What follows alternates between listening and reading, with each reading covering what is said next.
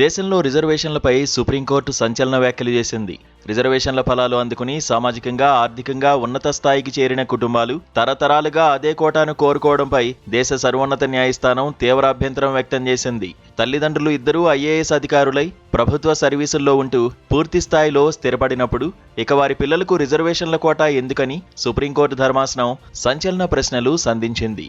వెనుకబడిన వర్గాల్లోని creamy layer పరిమితులు, రిజర్వేషన్ల మినహాయింపులపై దాఖలైన పిటిషన్లను విచారించిన justice B V Nagarathna, justice Ujjal భుయాన్లతో కూడిన ధర్మాసనం కీలక వ్యాఖ్యలు చేసింది.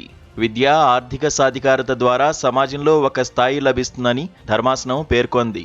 రిజర్వేషన్ల ద్వారా ఒకసారి ఉన్నత స్థాయికి చేరుకున్నాక కూడా మళ్లీ వారి పిల్లల కోసం కోటాను ఆశించడం సరికాదని అభిప్రాయపడింది.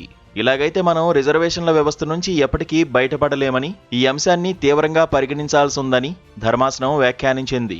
ఒక వ్యక్తి సామాజికంగా, విద్యాపరంగా వెనుకబడి ఉండవచ్చని, కానీ రిజర్వేషన్ల ప్రయోజనం పొంది తల్లిదండ్రులు ఉన్నత స్థానాలకు వెళ్లినప్పుడు వారి పిల్లల పరిస్థితి మారుతుందని, ఇక్కడ ఒక సమతుల్యత అవసరమని సుప్రీంకోర్టు స్పష్టం చేసింది.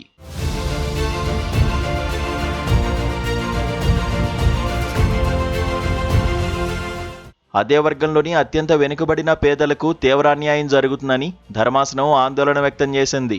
రిజర్వేషన్ల ఫలాలు కేవలం కొందరికే పరిమితం కాకుండా సమాజంలో కింది స్థాయిలో ఉన్న చివరి వ్యక్తికి కూడా అందాల్సిన అవసరం ఉందని సుప్రీం ధర్మాసనం అభిప్రాయపడింది.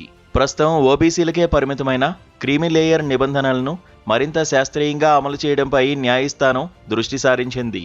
1992 నాటి చారిత్రక ఇంద్రసాహ్ని కేసులో సుప్రీంకోర్టు ఓబీసీలకు 27% రిజర్వేషన్లను సమర్థిస్తూనే వారిలో క్రీమీ లేయర్ వర్గాలను మినహాయించాలని స్పష్టం చేసింది.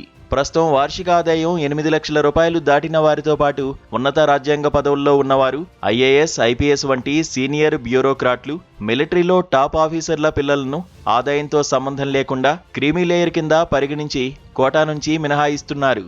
అయితే ఈ మినహాయింపులను సవాల్ చేస్తూ కోర్టులో పిటిషన్లు దాఖలయ్యాయి.